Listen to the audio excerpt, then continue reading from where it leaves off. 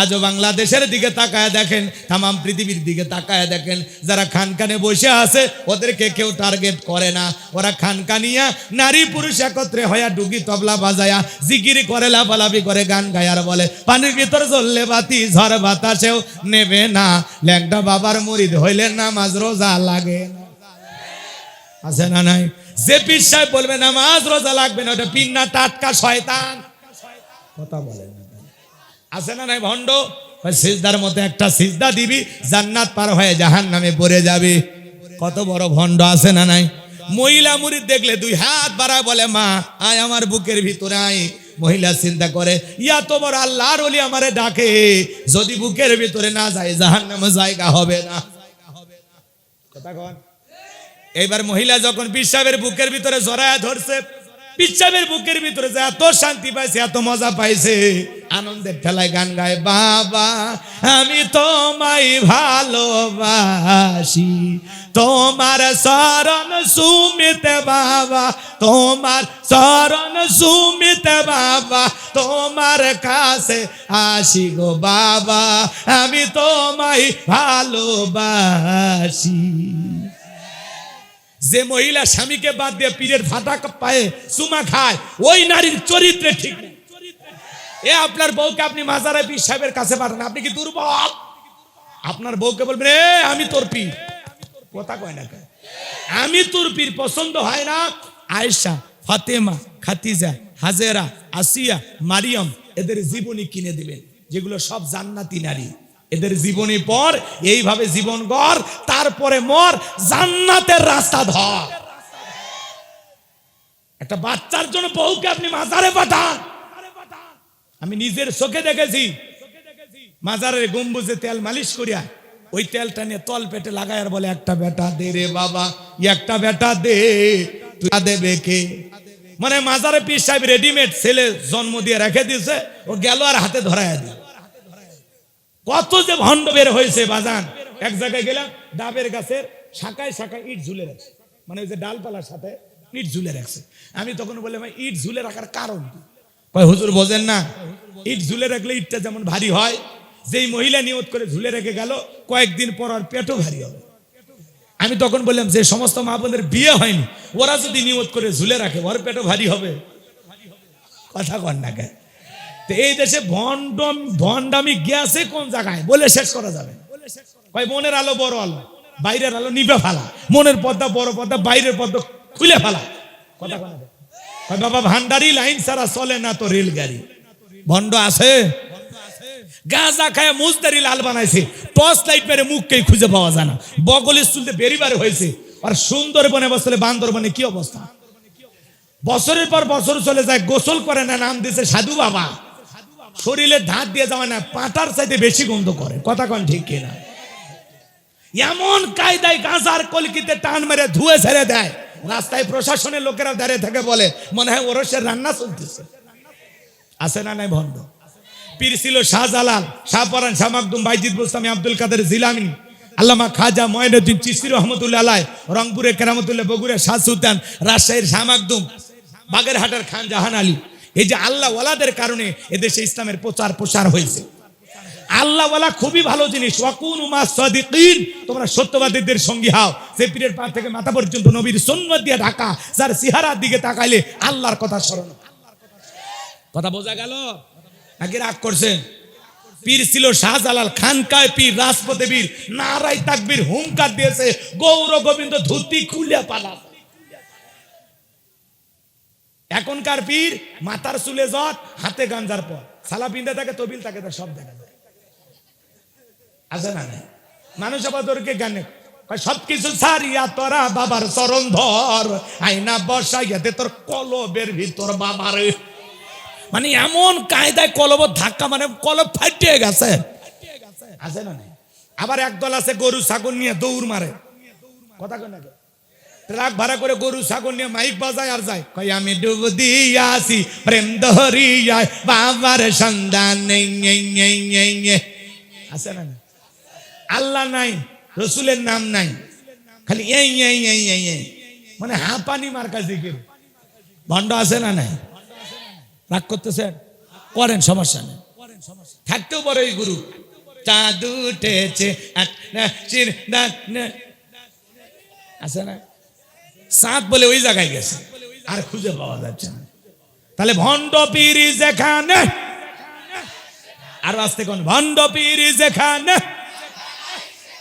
হক্কানি আল্লাহওয়ালা যেখানে। আমিও আল্লাহওয়ালার পক্ষে, ভণ্ডের পক্ষে না।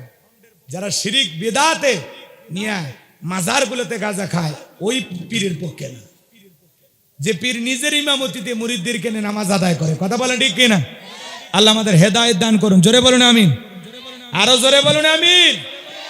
মঞ্চে উপস্থিত সম্মানিত উলামা ইকরাম, সামনে বসা পিতৃ সমতুল্য মুরব্বী বাবাজিরা, কলিজার টুকরা প্রাণপ্রিয় যুবক ভাইরা, ছোট্ট ছোট সোনামানিকেরা, পর্দার আড়ালের সম্মানিত অবলা সরলা আবেদা সালেহা মা ও বোনেরা, প্রশাসনের সম্মানিত পুলিশের ভাইয়েরা, ডিবির ভাইয়েরা, জাতির বিবেক প্রিয় সাংবাদিক বন্ধুগণ, বিভিন্ন রাজনৈতিক দলের সম্মানিত নেতা কর্মী ভাইয়েরা, সবাইকে নিয়ে আরেকটি বার সালাম দিচ্ছি। আশা করছি সকলে সালামের জবাব জোরে সোরে দেবেন। আসসালামু আলাইকুম ওয়া রাহমাতুল্লাহি ওয়া বারাকাতুহু। আমরা শুকরিয়া আদায় করতেছি সেই মহান মনিবের দরবারে, আল্লাহ পাক সুবহানাহু ওয়া তাআলা অত্যন্ত দয়া করে, করুণা করে, মায়া করে, মহব্বত করে, ভালোবেসে, পছন্দ করে, অত্র এলাকা থেকে গনে গনে গুণান্বিত করে, যাচাই বাছাই করে, শুধুমাত্র কেবলমাত্র কোরআনুল কারীমের মহব্বতে আজকের মাহফিলে আসার বসার সুযোগ দান করেছেন। সে মহান রবের দরবারে সিজদাবনত চিত্তে কালিমাত শুকর আদায় করে পড়ছি আলহামদুলিল্লাহ। লক্ষ কোটি দরুদ সালাম মানবতার শ্রেষ্ঠ বন্ধু বিশ্বনবী, বিশ্বনেতা, যে নবী আইকামে জাহিলিয়াতের যুগ আগমন করে অসভ্য মানুষগুলোকে সভ্য বানিয়েছেন, অভদ্র মানুষগুলোকে ভদ্র বানিয়েছেন, কোরআন নামের সংবিধান দিয়া, কোরআনের রাজ কায়েম করিয়া, সোনালী যুগ হার দিয়া মদিনার পাক ভূমিতে শায়িত আছেন। সে রাসূলের প্রতি কলিজা ভরা মহব্বত নিয়ে পড়ছি দরুদ সালাম, সকলেই পড়ুন সাল্লাল্লাহু আলাইহি ওয়াসাল্লাম। সম্মানিত ভাইয়েরা, আজকের প্রোগ্রামে আসতে পেরে বসতে পেরে আপনারা খুশি না বেজার? কারা কারা বেজার দুই হাত তুলে দেখান তো দেখি। দেখেন কতজনে বেজার। কি গো ভাই, ঝোঁকে তালে হাত উঠাইছেন? সব জায়গায় তালে তাল মিলেলে বিপদ আছে না নাই? এই জন্য আমাদেরকে বলা হয় হুজুকিয়া গুজাবে বাঙালি। যাই কয় আইরে সেই দিকে যাই রে, বোঝা সোজা নাই রে, লাঠি পিটা খারে। মার খাবার পরে হুঁশা এই কাম করছিলেন, এর আগে হুঁশ হয় না, কথা বলেন ঠিক না? তো যাই হোক, ভুল তো মানুষেরই হয়। যারা হাত তুলেছেন আমি মন খারাপ করি না, আমি এমনিই বললাম। খালি জোশ থাকলে হবে না, জোশের সাথে হুঁশও থাকা লাগবে, আবেগ বিবেক দুইটাই লাগবে, কথা বলে ঠিক না? আজকের প্রোগ্রামে আসতে পেরে বসতে পেরে কারা কারা খুশি, মুখে নিয়ে হাসি আওয়াজ দেবে বেশি, আল্লাহ নামের এমন একটি স্লোগান দেবেন, এলাকায় যদি কোনো ইসলাম বিরোধী উই পোকা, সার পোকা, তেলা পোকা থাকে, ওদের কলিজায় যেন কম্পন সৃষ্টি হয়, এমন আওয়াজ তুলতে রাজি আছেন যারা? বীর মুসলমানের মতো দুটি হাত টান টান করে তুলে দেখান তো তারা। লিল্লাহে তাকবীর, লিল্লাহে তাকবীর।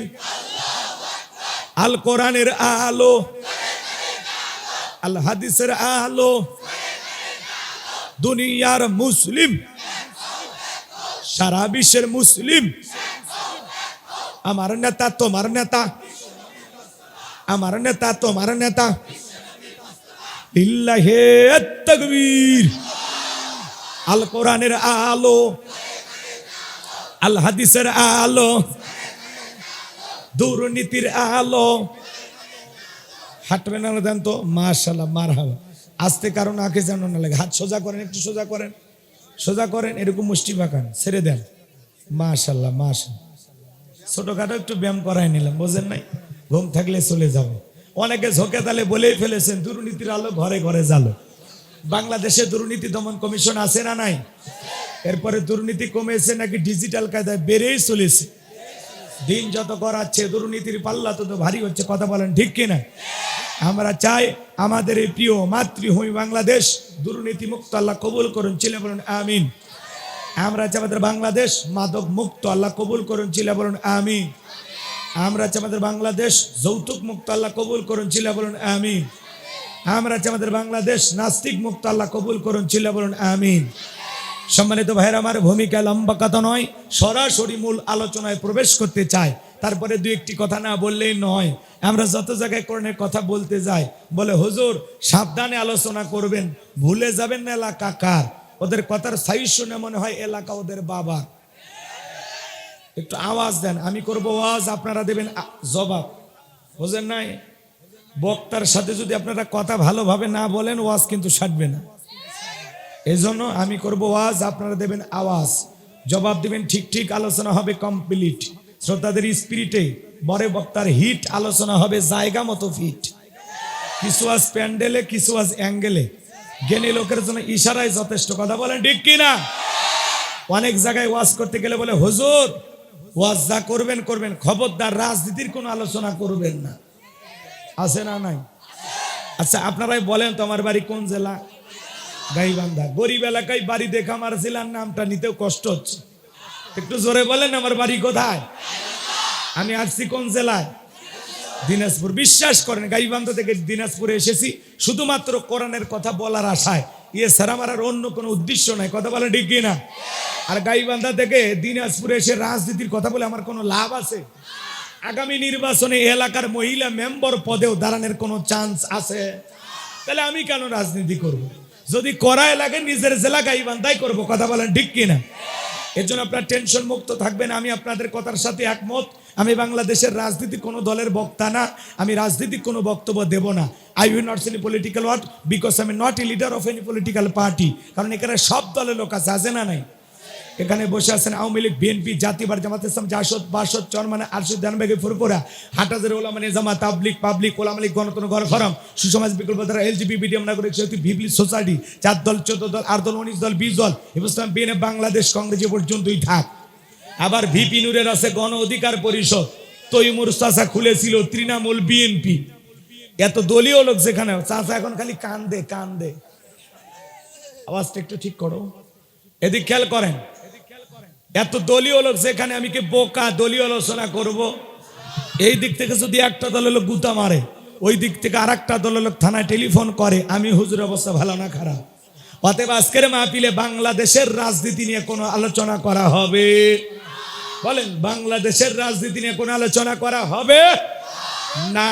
তবে হ্যাঁ, আমি যদি কোনো রাজনৈতিক বক্তব্য দেই, এই পৃথিবীর শ্রেষ্ঠ রাজনীতিবিদ, শ্রেষ্ঠ রাষ্ট্রনায়ক, শ্রেষ্ঠ রাষ্ট্রপতি, শ্রেষ্ঠ সেনাপতি, শ্রেষ্ঠ বৈজ্ঞানিক, শ্রেষ্ঠ দার্শনিক, শ্রেষ্ঠ বাবা, শ্রেষ্ঠ নানা, শ্রেষ্ঠ আদর্শ, শ্রেষ্ঠ মহামানব রহমাতুল আলামিনের মদিনার আদর্শের রাজনীতির কথা বলবো। আমি যদি কোন রাজনৈতিক বক্তব্য দেই, খলিফাতুল মুসলিমিন, আমিরুল মুমিনিন হযরত ওমর ফারুকের আদর্শের রাজনীতির কথা বলবো। যে ওমর ফারুক আল্লাহর জমিনে আল্লাহর আইনকে প্রতিষ্ঠিত করতে গিয়ে নিজের কলিজার টুকরা ছেলেকে পর্যন্ত ছাড় দেয় না। কথা বলে ঠিক না? সেই মদিনাওয়ালার আদর্শের রাজনীতির কথা শোনার পর আপনার জন্য আবার চুলকানি আরম্ভ না হয়। কারণ কোরআন হাদিসের হক কথা সবার পেটে হজম হয়।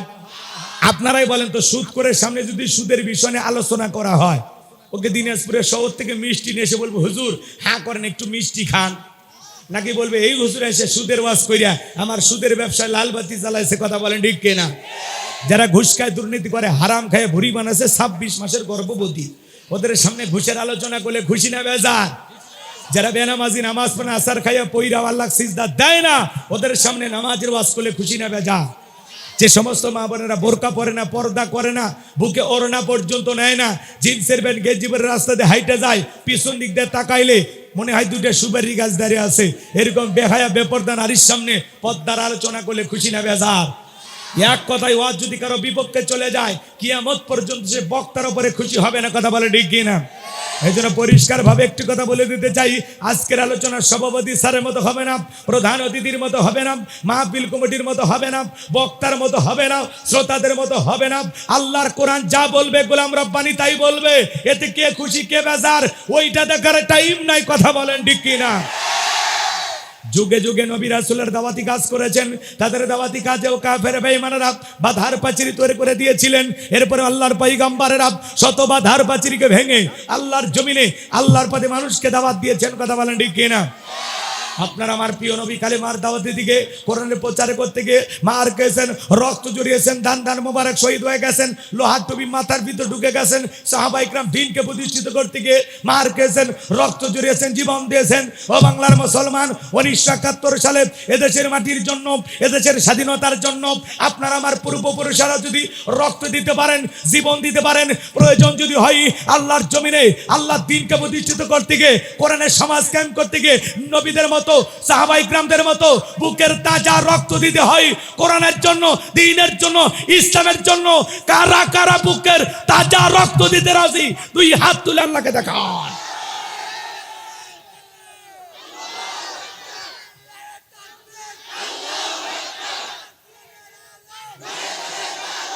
ইল্লাহে তাকবীর। হাত সোজা করেন, টান টান করে হাত তোলেন। ওই যে মাঝে মাঝে হাত বেঁকা করে তুলেছেন, দুই হাত সোজা করার শক্তি নাই।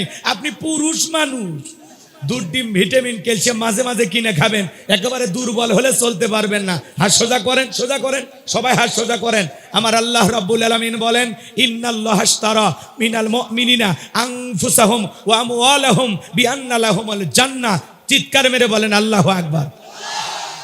সূরা তাওবার 111 নম্বর আয়াতে আল্লাহ পাক জানায় দিলেন, নিশ্চয়ই মুমিন বান্দাদের জান মাল আমি আল্লাহ ক্রয় করে নিয়েছি, বিনিময়ে দেব জান্নাত। বলুন সুবহানাল্লাহ। তাহলে বলেন তো বাজান, আপনার আমার জীবনের মালিক কে? এ দিনাজপুরের যুবকেরা ভালো করে বলো তো, এই জীবনের মালিক কে? প্রেম করবা আর পার্কে নিয়ে যা প্রেমিকাকে ডায়লগ দিবা, এ জীবন তোমার, তুমি শুধু আমার। ওরে হাইব্রিড যুবক, এই জীবনের মালিক কে? আপনার আমার সম্পদের মালিক কে? আল্লাহর দেয়া জীবন, আল্লাহর দেয়া সম্পদ আল্লাহর পথে খরচ করতে রাজি আছেন তো মুসলমান? রাজি আছেন তো ইনশাআল্লাহ? রাজি আছেন তো ইনশাআল্লাহ? বাম হাত নামান, শুধু ডান হাত তুলে রাখেন। আল্লাহ রাব্বুল আলামিন বলেন, ইল্লা সাহাবাল ইয়ামিন ফি জান্নাতি ইয়াতাসাআলুন। সূরা মুদ্দাসসিরের ভিতরে আল্লাহ পাক জানায় দিলেন, ডানপন্থী যারা জান্নাতের বাগানে থাকবে তারা, ডানপন্থী যারা আল্লাহর প্রিয় তারা। বলুন সুবহানাল্লাহ। কোনো কথা হবে না। কিছুক্ষণ আগেই বলেন, হুজুর জীবন দিতে রাজি, রক্ত দিতে রাজি। আপাতত জীবন রক্তর দুইটার কোনোটাই দেয়া লাগবে না। ডান হাতটা পকেটের ভিতর ঢুকে দিয়া যে যা পারেন, যতটুকু পারেন প্রাণ ভরে এই মাদ্রাসার জন্য দান করবেন। সোজা ডান হাত নিজের পকেটে দেন, অন্য কারো পকেটে হাত দিয়ে পকেট বের বলে মারি খান না। সবাই পকেটে হাত দেন, আমিও দিচ্ছি, দেন। সবাই পকেটে হাত দেন, সবাই পকেটে হাত দেন। ছেলে পেলে যারা সব এক নে, রুমাল নিয়ে, চাদর নিয়ে, যার কাছে যা আছে তাই নিয়ে মাঠে নামো, খেলা হবে, খেলা হবে। ছেলে পেলে আপনাদের মন খারাপ করছেন কোনো কারণে, তাহলে একটু কথা বলে সহযোগিতা করা লাগবে, পারবেন তো ইনশাল্লাহ? কোরআনুল কারীমের 41 নম্বর সূরা, মোট আয়াত আছে 54টি, রুকু আছে 6টি। বিশ্বনবীর মক্কার জিন্দেগিতে এই সূরাটি নাজিল হয়েছে। আমি আপনাদের সামনে মাত্র একটি আয়াতে কারিমা তেলাওয়াত করেছি। আয়াতের নাম্বার হলো 30। এই আলোচনা কবুল করার পর আল্লাহ যেন সবাইকে পার করে দেন ফুল সিরাতের ব্রিজ। জোরে কোন আমিন। 24 নম্বর পারার 19 নম্বর পৃষ্ঠার 3 নম্বর লাইনে এই আয়াতে কারিমা রয়েছে। বলেন আল্লাহু আকবার। এ বাবা, এ পোলাপান ধৈর্য ধর।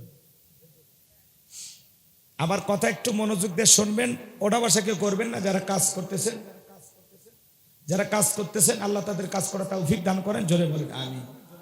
আরো জোরে বলেন আমিন। একটু মহাব্বতে আমার সাথে সবাই জবান ছেড়ে পড়ুন, আউযু বিল্লাহি মিনাশ শাইতানির রাজিম, বিসমিল্লাহির রাহমানির রহিম। বিতাড়িত মুর্দা শয়তানের কাছ থেকে আল্লাহ পাকের কাছে আশ্রয় প্রার্থনা চাচ্ছি। পরম করুণাময় দয়ালু আল্লাহ তাআলার নামে শুরু করছি। যে কোনো কাজ শুরু করতে হবে কার নাম? আল্লাহর নামে কাজ শুরু করলে বরকত আছে, আছে না নাই? জোরে বলেন আছে না নাই? রাত অনেক গভীর হয়েছে, এই জন্য আমি যে একটু কথা ডালপালা বাড়াবো এটা সুযোগ নেই। কথা বোঝেন নাই? কারণ কথা বেশি বললে অনেক সময় লাগবে। সংক্ষিপ্ত করে কিছু কথা আপনাদের সামনে উপস্থাপন করব। একটা কষ্ট করে আপনারা যেহেতু আসছেন, কিছু নিয়ে যেন বাড়িতে যেতে পারেন, এটুকু চেষ্টা করুন। আল্লাহ বোঝার তৌফিক দান করুন। জোরে বলুন আমিন। আমি আপনাদের সামনে যে আয়াতে কারিমা তেলাওয়াত করেছি, কোরআনুল কারীমে যে কোনো আয়াত বা সূরা তাফসীর করতে হলে কোন প্রেক্ষাপটে, কোন সময় রাসূলের উপরে সে আয়াতটি বা সূরাটি নাজিল হয়েছে, সে নাজিলের শানে নজুল আছে না নাই? যদি শানে নজুল আলোচনা করা হয় তাহলে তাফসীর বুঝতে সহজ হয়। বলুন সুবহানাল্লাহ।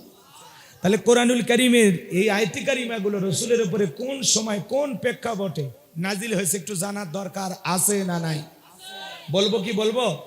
যদি শানে নজরুল আলোচনা করি 2 ঘন্টারও বেশি সময় লাগবে, সংক্ষিপ্ত করে 2-1 মিনিটে বলেই আমরা আলোচনায় চলে যাব ইনশাআল্লাহ। আমার ভাইয়েরা, বিশ্বনবীর প্রিয় 2 জন মানুষ মাত্র 3 দিনের ব্যবধানে মারা গেলেন। আম্মা জান খাদিজাতুল কুবরা রাদিয়াল্লাহু তাআলা আনহা মারা গেলেন, নবীর কাছের চাচা আবু তালেব মারা গেলেন। 2 জন প্রিয় মানুষকে হারিয়ে ব্যথিত হৃদয় নিয়ে নবীজি যখন কালেমার দাওয়াত দিতে লাগলেন, দাওয়াত দিতে গিয়ে বিশ্বনবী তায়েফে চলে গেলেন। তায়েফের যুবকেরা বিশ্বনবীর দাওয়াত গ্রহণ না করে নবীজির জান্নাতি শরীর মোবারকে পাথর নিক্ষেপ করলেন। পাথর মারতে মারতে পাথরের ভিতরে বিশ্বনবীর পুরো শরীরটা ঢেকে গেল। নবীর প্রিয় সাহাবী হযরতে যায়েদ বিন হারেসা বলেন, অনেক কষ্ট করে নবীজির দেহ মোবারক থেকে পাথরগুলোকে সরায় ফেললাম। নবীজি জ্ঞান ফিরে পাইলেন, আমাকে ডেকে বলেন, যায়েদ এখন কোন ওয়াক্তের নামাজের সময়? হযরতে যায়েদ ডেকে বলেন, নবী আসরের নামাজের সময়। বিশ্বনবী ডেকে বলে, যায়েদ আমাকে একটু ওযু বানাইয়া দাও। হযরতে যায়েদ ওযু বানাইয়া দিলেন। বিশ্বনবী আসরের সালাত আদায় করার পর জিবরাইল আসমান থেকে এসে বলে, নবী ওই মক্কার কাফিররা আপনার শরীর মোবারকে পাথর নিক্ষেপ করেছে, আপনি শুধু একবার ওয়াদা দেন, পাহাড় চাপা দিয়ে ওদেরকে আমরা ধ্বংস করে দেব। আমার নবী ডেকে বলে, জিবরাইল ওরা না বুঝে আমাকে পাথর নিক্ষেপ করেছে, আজকে যদি তুমি ওদেরকে পাহাড় চাপা দিয়ে ধ্বংস করে দাও, আমি কার কাছে কালেমার দাওয়া পৌঁছাবো? দয়ালু নবী, দয়ালু, ভালো করে বোঝে। আমার ভাইয়েরা, নবীজি ডেকে বলেন, জিবরাইল আমি তায়েফের যুবকদেরকে মাফ করে দিলাম, আমার আল্লাহ যেন মাফ করে দেন। বলেন আল্লাহু আকবার। তায়েফ থেকে নবীজি যাওয়ার পরে 1 দিন নয়, 2 দিন নয়, 19 দিন আসমান থেকে নতুন কোন আয়াতে কারিমা নাজিল হয় না। বিশ্বনবীজির উপরে নতুন কোন সূরা নাজিল হয় না।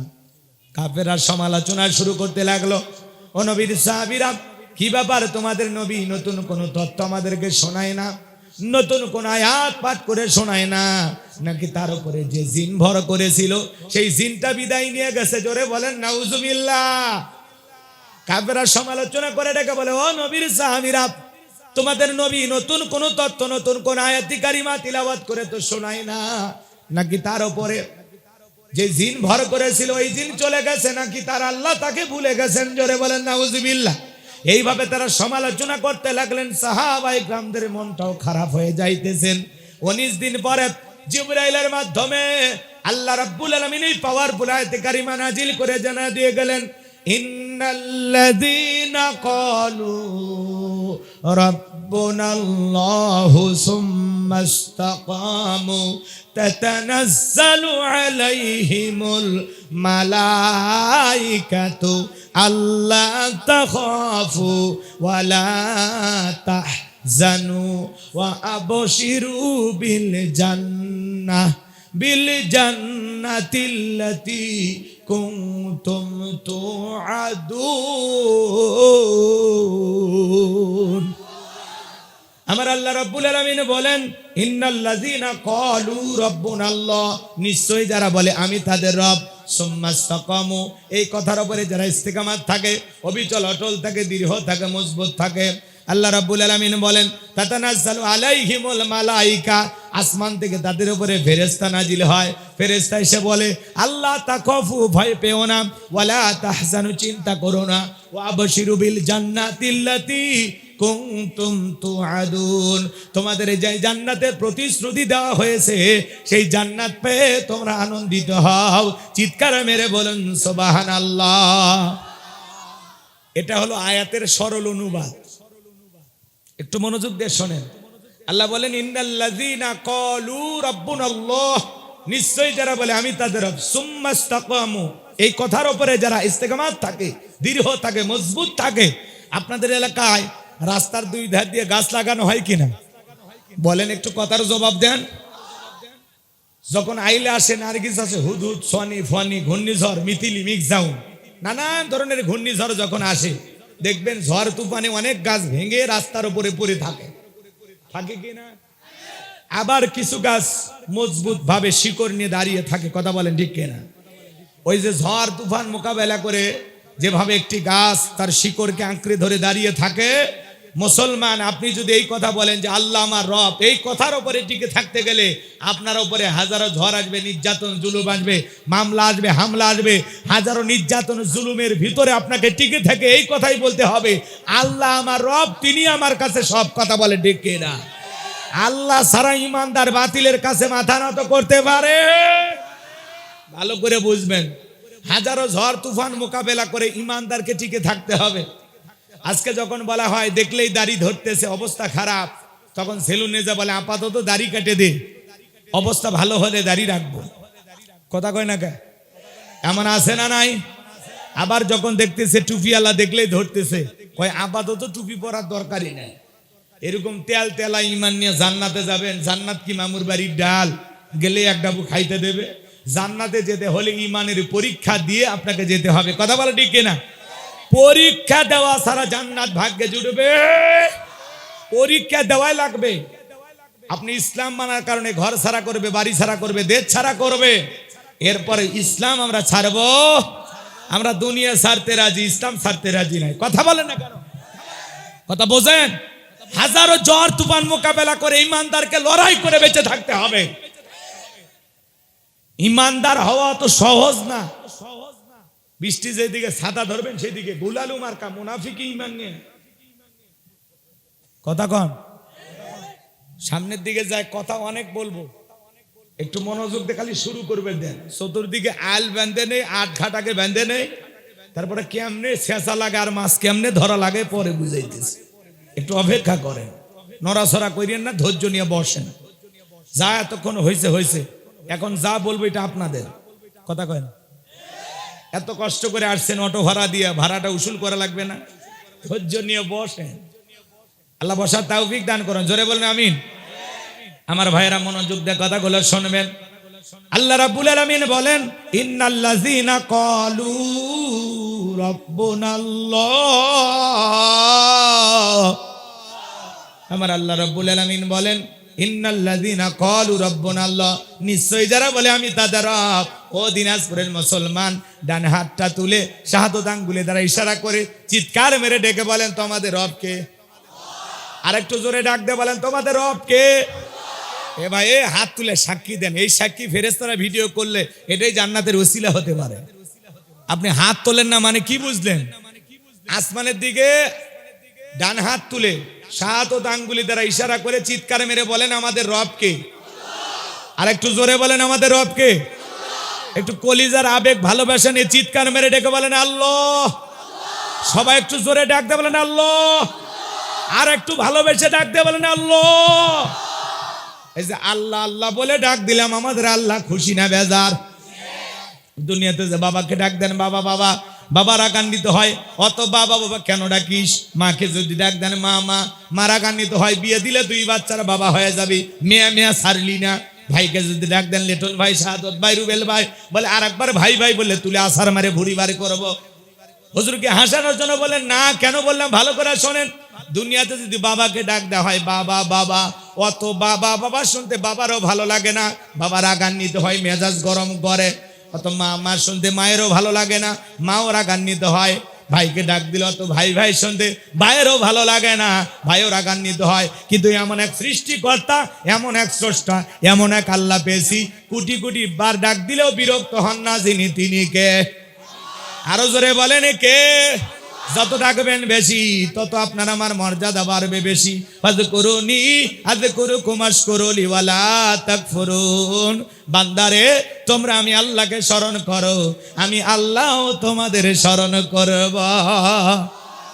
আল্লাহ বলেন ইন্নাল্লাযীনা ক্বালু রাব্বুনাল্লাহ, নিশ্চয়ই যারা বলে আমি তাদের রব। রূহের জগতে আল্লাহ রাব্বুল আলামিন আপনাকে আমাকে প্রশ্ন করলেন আলাস্তু বিরাব্বিকুম, আমি কি তোমাদের রব নই? আমরা সেদিন সবাই জবাব দিয়ে বলেছিলাম ক্বালু বালা, অবশ্যই আপনি আমাদের রব। বলেন আল্লাহু আকবার।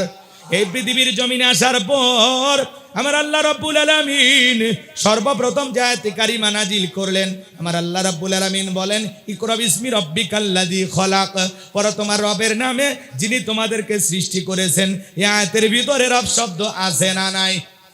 আরো জোরে বলেন আছে না নাই? রবের জ্ঞান শিক্ষা দেওয়া হয় কোথায়? স্কুল কলেজ নাকি মাদ্রাসায়? আরো জোরে বলেন, আরো জোরে বলেন। মাদ্রাসায় শিখানো হয় ছোট্ট বাচ্চা কি সুন্দর আদব কায়দা, বৈশা পেশাব করে, ওস্তাদ বলেছে বাবা দাঁড়িয়ে পেশাব করা হারাম। ছোট্ট বাচ্চা মাদ্রাসায় পড়ে কি পরিবর্তন, পেশাব করে, পানি ব্যবহার করে, টিস্যু ব্যবহার করে। ওস্তাদ বলেছে বাবা তারা পেশাব থেকে পবিত্রতা অর্জন করে না, এই কারণে কবরের ভিতরে তাদের শাস্তি হবে, কবরের ভিতরে তাদের আযাব হবে। ছোট্ট বাচ্চা বৈশা পেশাব করে, কি সুন্দর আদব কায়দা, বাড়িতে জামাকে সালাম দেয়, বাবাকে সালাম দেয়, চলাফেরা দেখে মায়া লাগে, পাড়া প্রতিবেশী দেখলে সালাম দেয়। কথা বলেন ঠিক কিনা? সন্তানকে যদি মানুষের মতো মানুষ বানাতে চান, মাদ্রাসায় পড়ানো ছাড়া বিকল্প কোনো রাস্তা খোলা নাই। কথা বলে ঠিক কিনা? আজকে শিক্ষা ব্যবস্থাকে ধ্বংস করা হচ্ছে। সপ্তম শ্রেণীর বইয়ের ভিতরে আপনারা দেখেছেন, আজকে বাংলাদেশের একজন শিক্ষক ব্র্যাক বিশ্ববিদ্যালয়ে চাকরি করে, লোকটার নাম হলো আসিফ মাহতাব। কি নাম?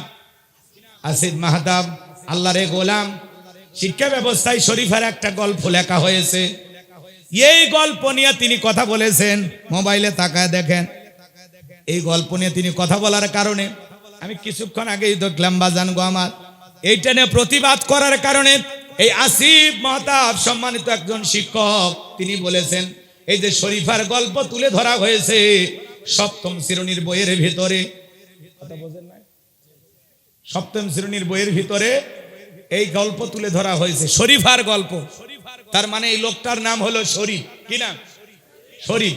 সে মনে প্রাণে একজন ছেলে, কথা বুঝতে পারছেন? কিন্তু এই গল্পের ভিতরে বোঝানো হচ্ছে যে আমি যদিও দেখতে ছেলেদের মতো, কিন্তু আমার মনটা মেয়েদের মতো। মানে ভালো করে বোঝেন, আজকে যুবকদেরকে শরীফার গল্পের নামে একটা হিজড়ার প্রতি আকর্ষণ তৈরি করা হচ্ছে। কথা কন না? শরীফার গল্প লিখতেছে যে আমি যদিও শরীফ, কথা ভালো করে বোঝেন, দেখতে ছেলেদের মতো, কিন্তু কেন জানি আমি মনে মনে মেয়ের মতো। তার মানে কি? আমি শরীফা। এই শরীফার গল্প তুলে ধরা হয়েছে। সে মেয়েদের মতো সাজতে ভালোবাসে, কানে দুল পড়তে ভালোবাসে, এটা পরিবারের লোকজন পছন্দ করে না, বকাবকি করে, রাগান্বিত হয়, পরিশেষে তে মনের দুঃখে বাড়ি থেকে বের হয়ে যায়, যা নতুন কারোর সাথে পরিচয় হয়ে যায়। সেই হিজড়ারা আবার ওকে ধরে নিয়ে যায়, তাদের এলাকায় নিয়ে যায়, সেখানে সে বসবাস করে। বাচ্চা কাচ্চা হইলে সেখানে যায়, টাকা নেয়, উপহার উপঢৌকন নেয়, বর বিয়ে যাত্রী হলে সেখানে যায়। এইভাবে তার একটা আলাদা জগৎ তৈরি হয়ে গেল। সে তখন বলে পরিবার ছেড়ে এখানে এসে আমি আর একটা পরিবার পাইলাম। এইভাবে আপনার আমার সন্তানদেরকে তৃতীয় লিঙ্গের হিজড়া বানানোর জন্য একটা গভীর ষড়যন্ত্র করা হচ্ছে। কথা বলেন। এই ট্রান্সজেন্ডার নামের এই যে নতুন একটা সিস্টেম শিক্ষা কারিকুলামের ভিতরে ঢুকে দেওয়া হয়েছে, যেটা আপনার আমার সন্তানকে এমন ভাবে ধ্বংসের দিকে ঠেলে দেবে, আপনি আমি যদি এখন প্রতিবাদ না করি এই সন্তানগুলো ধ্বংস হয়ে যাবে। কথা বলে ঠিক না? ব্র্যাক বিশ্ববিদ্যালয়ের যে ভদ্রলোক আসিফ, উনি যে প্রতিবাদ করেছেন, সম্মানিত ছাত্র, তিনি এই শরীফার গল্পের কথা উপস্থাপন করতে গিয়ে সম্মুখে বলতেছেন এই শরীফার গল্প সপ্তম শ্রেণীর বইয়ের যে পাতায় লেখা আছে, এই দুইটা পাতা ধরে তোমরা এইভাবে ছিঁড়বা। উনি প্রকাশ্যে সবার সামনে ওই সপ্তম শ্রেণীর বই থেকে ওই পৃষ্ঠাটা ছিঁড়ে খুলে ফেলে দিয়েছেন। এই কারণে ব্র্যাক বিশ্ববিদ্যালয় থাকে তাকে চাকরি থেকে বাদ দেওয়া হলো। চাকরিচ্যুত করা হলো আল্লাহর গোলামকে শুধুমাত্র প্রতিবাদ করার কারণে, যে আমি দেখতে ছেলেদের মতো আর মনে মনে ভাববো আমি মেয়ের মতো। এটা আবার কেমন কথা কন নাকি আপনারা? আবার আমি দেখতে মেয়েদের মতো, কিন্তু মনে মনে ভাবতেছি আমি মেয়ে না, আমি ছেলে। কথা কন। তাহলে লক্ষণ ভালো না খারাপ? ছেলে হয়ে যদি মেয়েদের মতো সাজগোজ করে, টিপ পরে, কানে দুল পরে, নাকটা ছিদ্র করে, বলেন তো এটা কি আর ছেলে বলা যায়? এ তৃতীয় লিঙ্গের মানুষ। এই গল্পের ভিতরে তুলে ধরা হলো যে আমাদের কোনো অধিকার ছিল না, 2013 সালে আমাদের অধিকার প্রতিষ্ঠিত করা হয়েছে। এরা আবার উদাহরণ হিসাবে নজরুল ইসলাম ঋতু, ওই যে ঝিনাইদহের একজন হিজড়া চেয়ারম্যান হয়েছে, এই গল্পের ভিতরে তার নামও তুলে ধরা হয়েছে। এ কথা বলেন না কেন?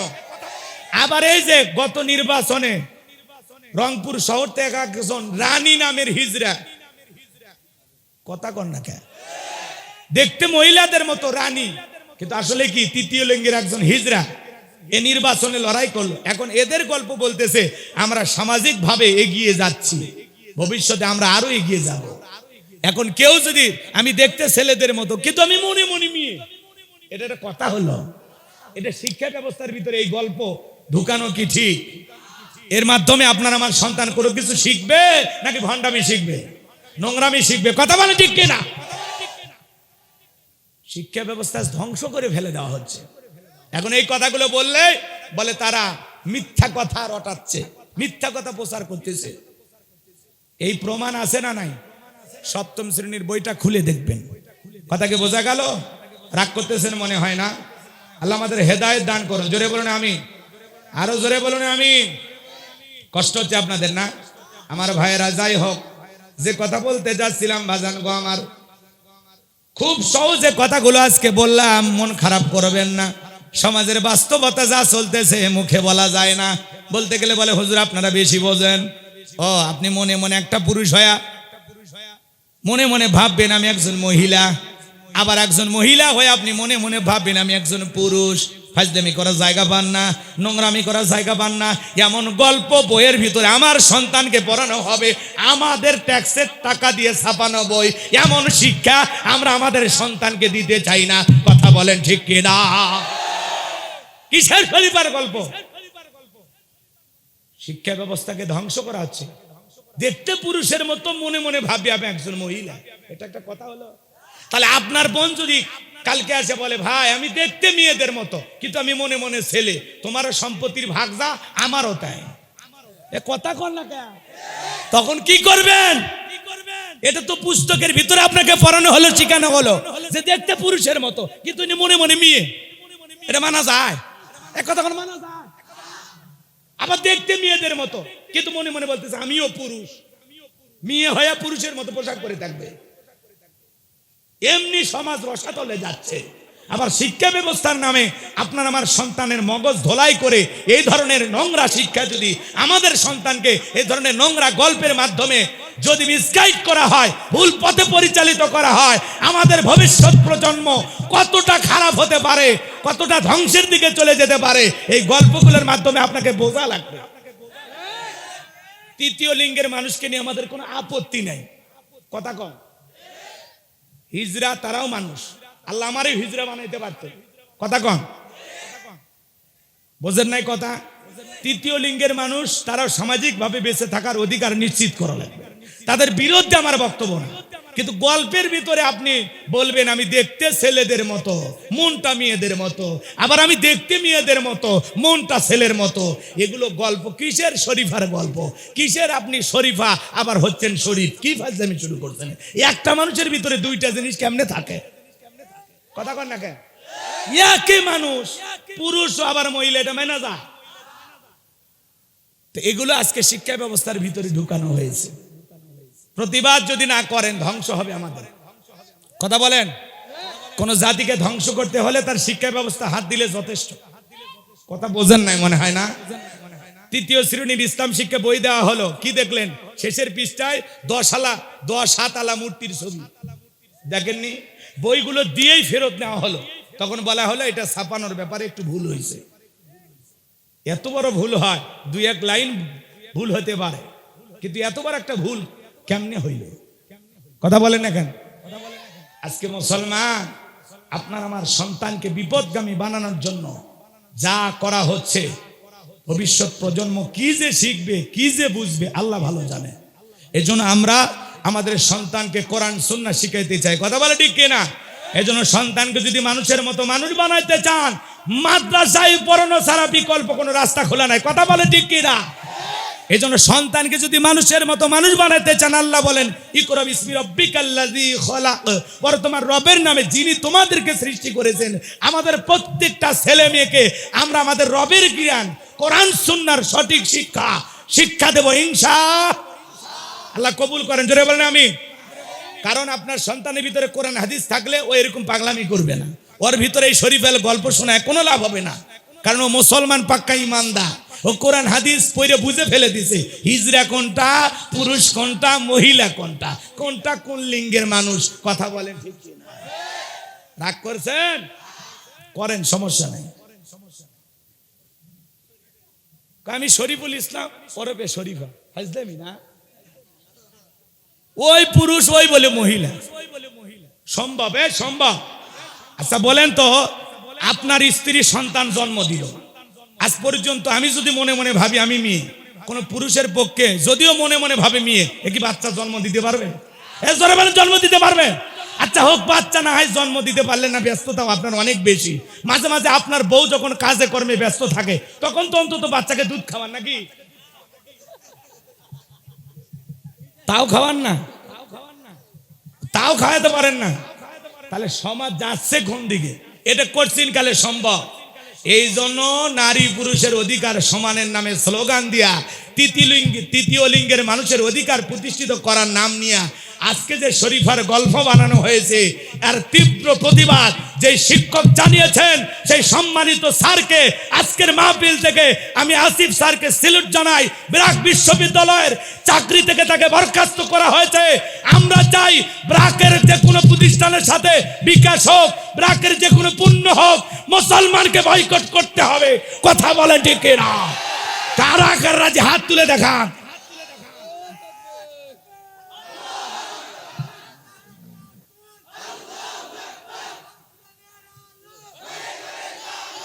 শিক্ষক ওস্তাদের মতো তিনি আমাদের ভুল সংশোধন করে দেবেন। আসিফ স্যারের মতো শিক্ষক দরকার, উনি হলেন প্রতিবাদী শিক্ষক। কথা বলে ঠিক কি না? শিক্ষক বুঝবে কোনটা ভালো কোনটা মন্দ। উনি বলেছেন ট্রান্সজেন্ডারের নামে যে গল্প পড়ে শোনানো হচ্ছে, শরীফার গল্প, এই গল্পের মাধ্যমে আমাদের সন্তানগুলো নোংরা হয়ে যাবে, চরিত্রহীন হয়ে যাবে। কথা বলে ঠিক কি না? আল্লাহ এদেশের সকল মুসলমানকে সঠিক বুঝ দান করুন। এদেশের অভিভাবক যারা আছে, আল্লাহ তাদের সঠিক বুঝ দান করুন। জোরে বলেন আমিন। তাহলে সন্তানকে মাদ্রাসায় পড়াবো তো ইনশাআল্লাহ। বা জানে গো, ছোট্ট বাচ্চা মাদ্রাসায় পড়ে কি সুন্দর পরিবর্তন, বাড়িতে মা বাবাকে সালাম দেয়, পাড়া প্রতিবেশী বন্ধু বান্ধব থেকে সালাম দেয়, চলাফেরা দেখে মায়া লাগে। কথা বলেন ঠিক কিনা? তাহলে আল্লাহ বলেন ইকরা বিসমি রাব্বিকাল্লাযী খলাক, পড়ো তোমার রবের নামে যিনি তোমাদেরকে সৃষ্টি করেছেন। এই আয়াতের ভিতরে রব শব্দ আছে না নাই? এরপরে পবিত্র কোরআনুল কারীমের 1 নাম্বার সূরা, সূরাটির নাম হলো ফাতিহা, তার 1 নাম্বার আয়াত আল্লাহ রাব্বুল আলামিন বলেন আলহামদুলিল্লাহি রাব্বিল আলামিন।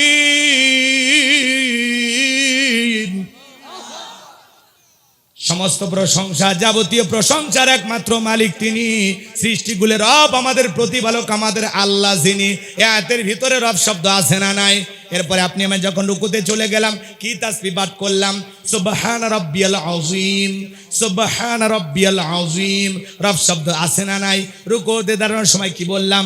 সামিআল্লাহু লিমান হামিদা, রব্বানা লাকাল হামদ। রব শব্দ আছে না নাই? এরপরে মাথা নত করে যখন সিজদায় চলে গেলাম, কি তাসবিহ পাঠ করলাম? সুবহান রাব্বিয়াল আ'লা, সুবহান রাব্বিয়াল আ'লা। রব শব্দ আছে না নাই? কিছু কিছু মানুষ যা দেখবেন খালি সিজদায় সুবহানাল্লাহ কয় না, সবিনের তেল কয়, আল্লাহ ভালো জানে। স্পষ্ট করে বলতে হবে সুবহান রাব্বিয়াল আ'লা,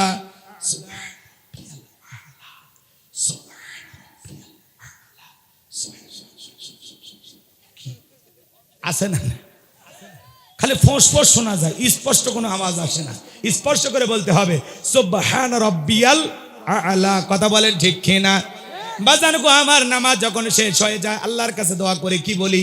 রব্বানা আতিনা ফিদ দুনিয়া হাসানাতাও ওয়া ফিল আখিরাতি হাসানাতাও ওয়া কিনা আযাবান নার। সূরা বাকারা 201 নম্বর আয়াত। আল্লাহর কাছে ডেকে বললাম, হে আমাদের রব, আমাদেরকে দুনিয়ার কল্যাণ দান করো, আখিরাতের কল্যাণ দান করো, ওই কঠিন জাহান্নামের আগুন থেকে আমাদের মুক্তি দাও। তাহলে ইহকাল পরকালের কল্যাণ দেওয়ার মালিক কে? জাহান্নামের আগুন থেকে বাঁচানোর মালিক কে? পবিত্র কুরআনুল কারীমের সর্বশেষ যেই সূরা, সূরাটির নাম হলো নাস, তার 1 নম্বর আয়াত কুল আউযু বিরাব্বিন নাস। আয়াতের ভিতরে রব শব্দ আছে না নাই? জীবনের পরতে পরতে সব জায়গায় রব। আপনি আমি যেদিন মারা যাব, ওই মসজিদের মাইকে যেদিন এলান জারি হবে, বাজান এই গ্রামের অমুক ব্যক্তি বেঁচে নাই, ইন্না লিল্লাহি ওয়া ইন্না ইলাইহি রাজিউন। আপনার আমার মৃত্যুর সংবাদ শোনার পর ছেলেটা কেঁদে বলবে বাবা নাই, মেয়েটা কেঁদে বলবে বাবা নাই, প্রিয়তমা স্ত্রী কেঁদে বলবে আমার স্বামী নাই, মা বাবা বেঁচে থাকলে বলবে কলিজার ঘন্টা হারাইলাম। এ বাজান গো আমার, ওই দামি বিল্ডিং থেকে নামাইয়া, 2 তলা 5 তলা থেকে নামাইয়া দেখে রঙিন পোশাক কইলা আপনাকে আমাকে উলঙ্গ করায় গোসল করায় দিবে। বড়ই পাতার গরম পানি দিয়া গোসল করানোর পর সাদা কাপড়ে চকলেটের মতো মরাইয়া ওই মসজিদে থাকা কাটিয়াতে তুইলা 4 জন বরযাত্রী ধইরা একে একে অন্ধকার কবরের দিকে নিয়ে যাবে। 3 জন মানুষ কবরের ভিতরে আপনার আমার লাশটা রেখে একে একে উঠে আসবো। আমার ওই কবরে লাশটা রাখার পর দূর আকাশে একটু একটু দেখা যায়। এরপরে যখন বাঁশের বিছানা বিছায়া দেয়, বাঁশের ছিদ্রগুলো দিয়া হালকা একটু আলো কবরে প্রবেশ করে। এরপরে যখন কবরের উপরে মাটি দেওয়া হয়, কবরটা হয়ে যায় ঘোর অন্ধকার। একে একে সবাই চলে আসে বাজান গো আমার। কবরে থাকা ব্যক্তি ওদের পায়ের আওয়াজ শুনতে পায়, চিৎকার মেরে ডেকে বলে একা রাইখা যাও না, আমাকে সঙ্গে নিয়ে যাও। কবরে থাকা ব্যক্তির চিৎকার দুনিয়ার কেউ শুনতে পায় না। ওই কবর বড় কঠিন জায়গা, যেই কবরের ডানে মাটি বামে মাটি, মাটির হবে বিছানা, ওপরেতে বাঁশের ছাউনি, কবর নাম তার ঠিকানা। আমার বিশ্ব নবী ডেকে বলেন যে কবরে চলে গেল তার চাইতে অসহায় আর কেউ নাই। আমার নবী বলেন ক্বালা রাসূলুল্লাহ সাল্লাল্লাহু আলাইহি সাল্লাম ইন্নামাল কুবুরু রাউযাতুম মিন রিয়াদিল জান্নাহ আও হুফরাতুম মিন হুফারিন নার। রাহু তিরমিজি। বিশ্ব নবী ডেকে বলেন যে ব্যক্তির আমল ভালো, মৃত্যুর সঙ্গে সঙ্গে আল্লাহ রাব্বুল আলামিন তার কবরটাকে জান্নাতের বাগান বানায়া দেবে। আর যদি একটু আমল খারাপ, আও হুফরাতুম মিন হুফারিন নার, তার কবরটা হবে জাহান্নামের আগুনের গর্ত। একবার যদি কারো কবর জাহান্নামের আগুনের গর্ত হয়ে যায়, বাঁচার কিন্তু কোনো উপায় নাই। বাজান গো আমার, নবী যে এক জায়গায় বসায়, জিবরাইল এসে বলেন নবী গো এই মুহূর্তে একটা আওয়াজ হলো, আপনি কি শুনতে পাইছেন? আমার নবী বলে হ্যাঁ শুনতে পেয়েছি। জিবরাইল ডেকে বলেন নবী গো আজ থেকে 70 বছর আগে আমার আল্লাহ পাক জাহান্নামের গর্তের মুখে একটা পাথর ছেড়ে দিয়েছে। এই মাত্র জাহান্নামের দেশে গিয়ে পাথরটা পৌঁছাইলো। চিন্তা করেন দিনাজপুরের মুসলমানেরা একটা পাথর ছেড়ে দিলে 70 বছর যদি নিচে পড়তে সময় লাগে, আল্লাহ না করুক, আল্লাহ না করুক, আপনার আমার গুনাহের কারণে, অপরাধের কারণে আসমান জমিনের মালিক আল্লাহ বেজার হইয়া একবার যদি আপনাকে আমাকে জাহান্নামের গর্তের মুখে ফেলে দেয়, আপনার আমার কিন্তু বাঁচার কোনো উপায় নাই। ওই জাহান্নামের আগুন কারো দিকে যদি লাগে, কলিজাটা পুড়ে ছাই হয়ে যাবে রে বাজার। ওই কবর বড় কঠিন জায়গা। ফামাই আমাল মিসকাল যারাতিন খায়রান ইয়ারা ওয়া মাই আমাল মিসকাল যারাতিন শাররান ইয়ারা। বান্দারে যাররা পরিমাণ যদি নেক আমল করো, অনু পরিমাণে যদি নেক আমল করো, ওইটাও তোমার আমল নামায় লিপিবদ্ধ করা হবে। আবার যাররা পরিমাণ অনু পরিমাণে যদি বদ আমল করো, গুনাহ করো, ওইটাও তোমার আমল নামায় লিপিবদ্ধ করা হবে। আর যারা গুনাহ নিয়ে অন্ধকার কবরে যাবে, ওই কবরের ডানের মাটি বামে চলে যাবে, বামের মাটি ডানে চলে যাবে। এমন জোরে সাপ দেবে বাজান, এক পাজরে অন্য পাজরে ঢুকে যাবে। কবরে থাকা বিষাক্ত সাপ একবারে যদি সবল মারে, পা থেকে মাথা পর্যন্ত বিষের যন্ত্রণায় দেহটা জ্বলে যাবে। কবরে থাকা অন্ধ ফেরেশতা চোখে দেখে না, কানে শোনে না, একবার যদি হাতুড়ি দিয়ে বাড়ি মারে, দেহটা চূর্ণ বিচূর্ণ হয়ে যাবে। ওই কবর বড় কঠিন জায়গা। কবর কিন্তু জায়গা ভালো না। কবর কি না জায়গা ভালো না, কথা বলে ঠিক কিনা? 6 দিন পরে নখ কষে যাবে, 9 দিন পরে চুল। কবর গায়ের সামান নিতে কইরো না কেউ ভুল। কবর জায়গা ভালো নয়, কবর জায়গা ভালো নয়। আমল দিয়ে কবর গৃহ সাজিয়ে নিতে হয়। জোরে বলেন মারহাবা। 17 দিনে পেট ফেটে শেষ পোকার খাদ্য হবে, 60 দিন পরে গোস্ত থাকবে না, কঙ্কাল পরে রবে। 17 দিনে পেট ফেটে শেষ পোকার খাদ্য হবে, 60 দিন পরে গোস্ত থাকবে না, কঙ্কাল পরে রবে। 90 দিনে হাড়গুলি সব, 90 দিনে হাড়গুলি সব আলাদা হয়ে রয়। কবর জায়গা ভালো নয়, কবর জায়গা ভালো নয়। আমল দিয়ে কবর গৃহ সাজিয়ে নিতে হয়। মারহাবা। আমল নিয়ে কবরে যাওয়ার দরকার আছে না নাই? নবীর প্রিয় সাহাবী হযরত ওসমান রাদিয়াল্লাহু তাআলা আনহু কবর দেখে অঝরে চোখের পানি ছেড়ে দিয়া কান্না করে।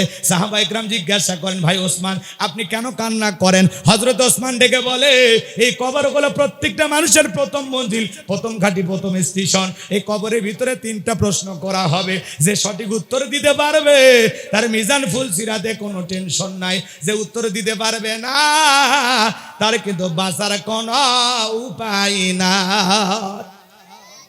কথা বলেন না কেন ভাই? কবরের কথা যদি উঠে শুনে চলে যান উঠে, তাহলে তো দুঃখজনক। ওরা মনে করতেছে হুজুর আমি তো বেঁচে আছি, কবরে কেন নিয়ে যান? আছে না নাই? কবরের ভয় আমাদের অন্তরে থাকার দরকার আছে না নাই? হাত তুলে ওয়াদা দিলেন হুজুর 1টা পর্যন্ত আসি, আবার নিজের ওয়াদাটা যদি ঠিক না রাখতে পারেন, ওয়াদা ভঙ্গ করে কিসের লক্ষণ? মুনাফিকের লক্ষণ। এই তো ভালোই বোঝেন। আবেগের ঠেলা হাত তুলে বলবেন 1টা 2টা 3টা সারা রাত ফজর। কথাগুলো শোনেন, কেবল তো শুরু করতেছি, একটু অপেক্ষা করে। 1টা বাজলে তখন যদি ভালো না লাগে আপনাদের বিকাশ নাম্বার লাগে, এখন থেকে নগদ নাম্বার দেবেন, আপনাদেরকে আমি টাকা দিয়ে দেব, যাতায়াতের গাড়ি ভাড়া সবাইকে দেব, যত লাগে। কথা বলছেন না? 1টার পরে মন্তব্য করলে হুজুর ওয়াজ ভালো লাগেনি, ঠিক আছে 1টা ঘন্টা দয়া করে দেন, ভূমিকা এলো যা হয়েছে হয়েছে, এখন আরেকটা ঘন্টা দেন। দেখেন আমি কি কথা বলতে চাই, একটু মেহেরবানি করে। ভাই সবাইকে কবরে যেতে হবে। এখানে এমন কেউ আছেন যে কবরে যাবেন না? তো কবরের কথা শুনে আপনি মাজার সোজা করে যান কই? আমার এলাকার এক মানুষ বলে হুজুর দোয়া করেন, আমি 71টা কবর খুঁড়ছি। কয়টা? কথা কয় না কে? কয়টা? 71টা কবর খুঁড়ছি হুজুর, দোয়া করেন। আর একজন এসে বলতেছে হুজুর ওর খবর জানেন কি? কয় যার কবর খোরে বাপ মা মারা গেলে ওরে বলে তোর বাবার কবর খুললাম 2 প্যাকেট সিগারেট দিলি না। ও যদি 71 লক্ষ কবর খোরে, কবর কি এই যে কত বড় কঠিন জায়গা, এই ভয় কি ওর অন্তরে হবে? কথা কন না। তাহলে এই কবর খুঁড়ে কোনো লাভ আছে? কবর খুঁড়তেছেন, ভয় করতে হবে আপনাকে, এখান থেকে শিক্ষা গ্রহণ করতে হবে, নিজেকে পরিবর্তন করতে হবে। আপনি কবরের মাটি খুঁড়তেছেন আবার বিড়িও টানতেছেন। আরে মুসলমান, কথা কয় না। আপনাদের এলাকায় এমন ঘটনা ঘটেনি, আমি অন্য দেশের কথা বলতেছি। তোর বাপের কবর খুঁড়তে যে কষ্ট হয়েছে, মাটি যে এত শক্ত, 4 প্যাকেট সিগারেট গেছে। নিয়েংটি মেরে কবর করে, নিয়েংটি মারা বোঝেন তো, 2 হাঁটুর উপরে তোলে, কথা মাল কাছাই। তাহলে এই কবর খোঁড়ার কোনো দাম আছে ভাই? কথা বোঝেন নাই মনে হয়। আপনি কবর খুঁড়তেছেন, এই কবর আজকে এক ব্যক্তির জন্য খুঁড়তেছেন, পরশু আপনার জন্য আরেকজন খুঁড়বে। কবর যে কি কঠিন জায়গা এটা আপনাকে বুঝতে হবে। দাদা গেল আসলো না, বাবা গেল আসলো না, আমিও যাব আসবো না, এই কবরের চিন্তায় তো আপনি অস্থির হয়ে থাকবেন। আপনি কিসের বিড়ি টানেন? হযরত ওসমানের মতো সাহাবী, জান্নাতের সার্টিফিকেট প্রাপ্ত সাহাবী, কথা কয় না কেন?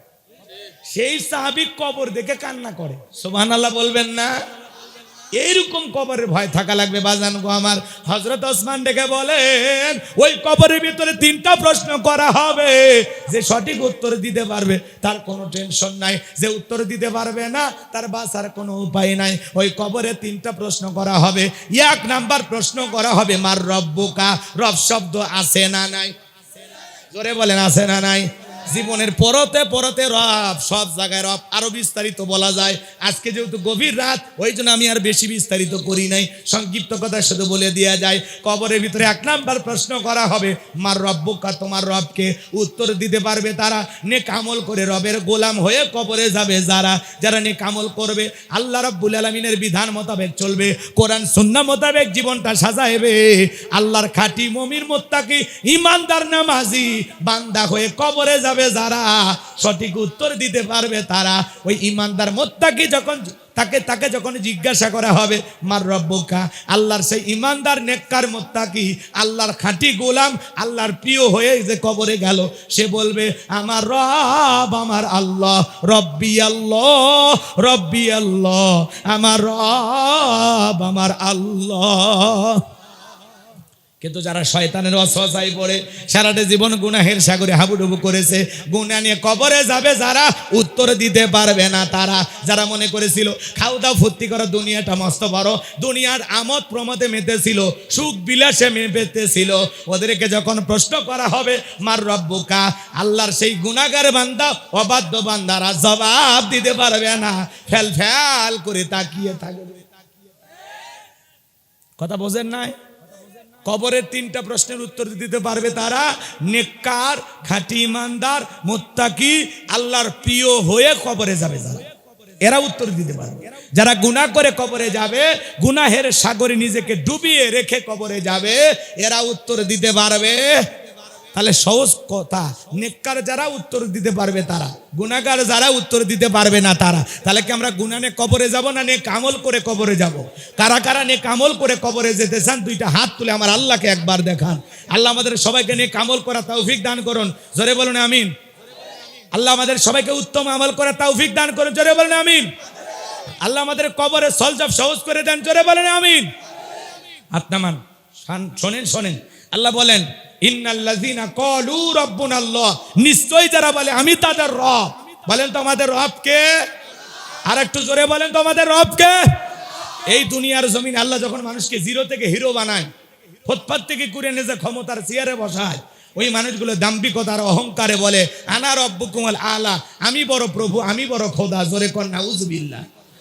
এরকম একজন নিজেকে রব বলে দাবি করেছিল, যাকে আল্লাহ জিরো থেকে হিরো বানাইছিল। বলবো 2-4 মিনিট যদি বলি আপত্তি করবেন নাকি আপনারা? একটু শোনেন, একটু শোনেন। খাপে খাপ মমতাজের বাপ, বুঝতে পারলে শয়তানের বংশ হয়ে যাবে সাপ। কথা ক্লিয়ার বলা লাগবে, রাগ করেন। একটু শোনেন। এর নাম ছিল কাবুস, কিবতীদের তরফ থেকে নাম ছিল রামসিস, মিশরের বাদশাহ হওয়ার পর উপাধি নাম হলো ফেরাউন। একে বল খেয়াও বলা হতো। এর 4টে স্পেশাল নাম। কয়টা? ভালো করে বোঝেন। এই ছিল একটা ভবঘুরে যুবক। ভবঘুরে যুবক মানে বোঝেন না? এলাকায় যার কোনো কাজকর্ম নাই, ইয়াবা ফেন্সিডিল গাঁজা মদ খাইয়া গাছক ধাক্কা মেরে কয় ভাইজান সাইড দেন। বউ যদি দরজা খোলে উমুকের বাপ তুমি ঢোলকা, কয় মা তুমি বুঝবা না, আজ একটু বেশি পরিমাণে মাল খাসি। এরকম নিশাকর আছে না নাই? সন্ধ্যা হলে ঘরের দরজা বন্ধ করে জিকির করে ইজ্ঞাবা ইজ্ঞাবা ইজ্ঞাবা।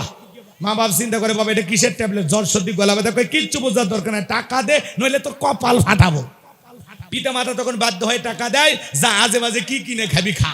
ওই ছেলেটা তখন বাধ্য হয়ে ইয়াবা ফেন্সিডিল কিনে খায়। যারা মাদক সেবন করো, এ যুবক মাদককে না বলুন, যারা মাদক সেবন করো ইয়াবা ফেন্সিডিল গাঁজা মদ কিনে খাও, এ যুবক যারা মাদক দ্রব্য পান করে নেশাখোর, এরা ভালো স্বামী হতে পারে না, এরা ভালো বাবা হতে পারে না, এরা সুসন্তান হতে পারে না। সমাজের মানুষ এদেরকে টোকায় বলে। যারা নেশা করে এদেরকে মানুষ ভালো কয়, কি বলে? মানে নেশাখোর, টোকায়। কথা কয়। যারা নিশাদ্রব্য পান করে, নিশাদ্রব্য পান করে দেখবেন মাথা গরম হয়ে বউকে মেরে ফেলে দেয়। যখন মালে নেশা চলে যায়, কয় আরে কি করছি, আমার সোনালির মারে খাইয়ে ফেলছি। কথা কয়। যারা এই যে মার্ডার করে, হত্যা করে, এরা অধিকাংশ মানুষগুলো নিশা দ্রব্য পান করে এগুলো কাজ করে। ওই যে দেখলেন না বন্ধু হইয়া বন্ধুকে খুন করলো, আব্বা বলে ডাকছে বন্ধু ছেড়ে দাও, মানে মাল খাইয়া লোড হয়ে আছে তো ওই যে পিটাইতেছে, বন্ধু চিৎকার মারে, এরা হাসে। কি নির্মম একটা হত্যাকাণ্ড বাংলার জমিনে ঘটে গেল। 2-4 জন আসামি ধরছে, পরের দিন দেখবেন আইনের ফাঁক দিয়ে সারাও পাচ্ছে।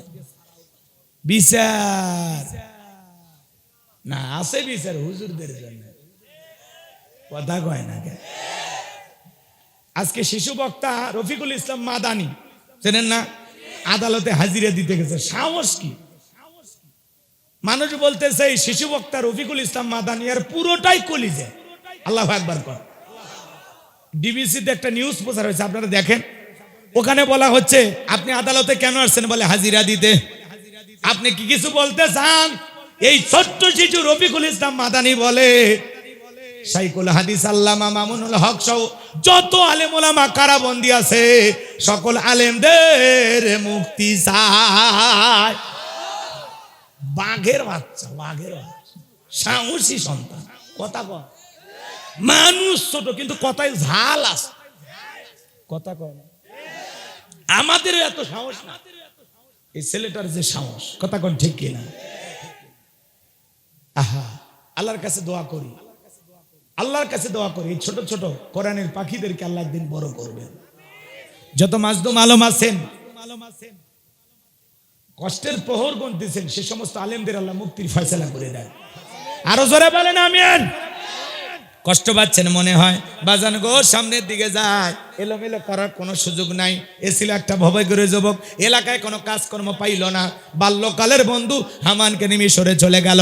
মিশরে যাওয়ার পর সর্বপ্রথম হলো তরমুজের ক্ষেতের লেবার, এরপরে মিশরের সরকারি গোরস্থানে দারোয়ান লাগবে। ইন্টারভিউ চলতেছে, হাজার হাজার মানুষ লাইন মধ্যে দাঁড়ায় গেছে, ওর মধ্যে কাবুস নামের ফেরাউনও দাঁড়ায় গেছে। এইবারে একে একে ইন্টারভিউ দিতে দিতে যখন ফেরাউনের পালা, ডেকে বলে বাদশাহ, ইনদেশ থেকে বুক ভরা আশা নিয়ে আপনার দেশে এসেছি, আপনি যদি আমার এই চাকরিটা দেন সারা জীবন আপনার প্রতি কৃতজ্ঞ থাকবো। আমি শুনেছি আপনার চাইতে ভালো মানুষ মিশরে আর নাই। এমন ভাবে কথাগুলো উপস্থাপন করেছেন, বাদশার মায়া লেগে গেছে। বাদশাহ তখন ডেকে বলে, এই কাবুস নামের ছেলেটাকে গোরস্থানের দারোয়ানের চাকরি দেওয়া হলো। কথা আছে দুষ্ট লোকের মিষ্টি কথা। বাদশা রাজি হয়ে গেল। এইবার মিশরে গোরস্থানের দারোয়ানের চাকরি পাওয়ার পর বাদশা ডেকে বলে, ভালো করে বোঝেন, গোরস্থানের দারোয়ানের চাকরি যখন বাদশা দিয়ে দিল, এই চিন্তা করে বাদশা প্রতি মাসে আমার বেতন দিবে ঠিক আছে, কিন্তু এই টাকা দিয়ে আমার চলবে না, আমার একটু সাইড ইনকাম করা দরকার। এবার যারা লাশ দাফন করতে আসে ওদেরকে ডেকে বলে, শোনো, এই গোরস্থানের ভিতরে লাশ যদি দাফন করতে যাও, লাশ প্রতি একটা করে দিরহাম আমাকে দিতে হবে, নইলে লাশ দাফন করতে দেব না। জনগণ চিন্তা করলো, একটা দিরহামের জন্য বাদশার দরবারে বিচার সালিশ নিয়ে যাব, লাশ পয়সা করলে শেষ হয়ে যাবে, অতএব একটা টাকা যদি পাই এই ছেলেটাই পাক। এই কথা ভেবে জনগণ একটা করে দিরহাম দেওয়া শুরু করলো। এ বাজান গো আমার, একটা টাকা হইলেও এইটাও কি ঘুষ? কথা বলে রাগ করছেন? ঘুষ অবশ্য বাংলাদেশে নাই।